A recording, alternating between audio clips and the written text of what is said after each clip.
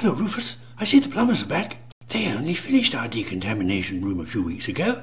I know, but as if 2 sinks isn't enough, we've now got to have a separate hand-washing basin put in. I mean, what is the point of that?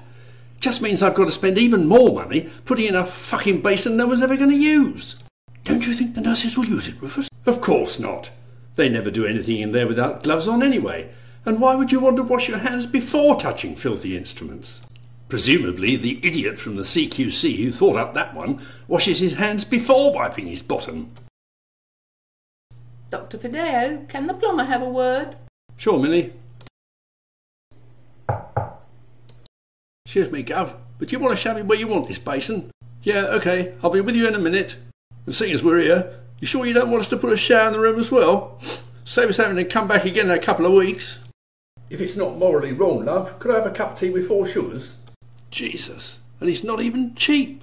Didn't you go on that self-improvement course at the weekend, Rufus? How to be a really successful dentist by a self-proclaimed, really successful and rather irritating dentist. Didn't you find it useful then? Rather sweet, really. This guy has got his practice the way he wants it, and decides he's found the answer to life, the universe and everything. We were all there once, before the job got to us, only we didn't feel the urge to preach to everyone else about it.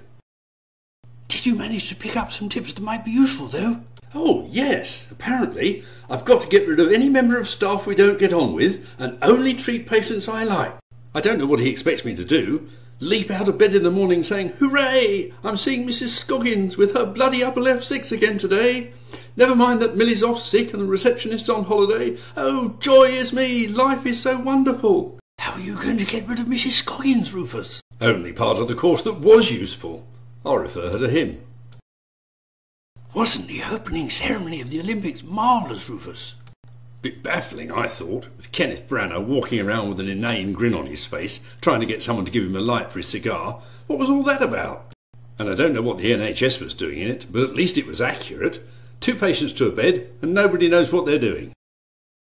The people refitting the waiting room have finished, Dr. Baird. Do you want to come and have a look? Oh, great, Shelley. Come and see what you think, Rufus.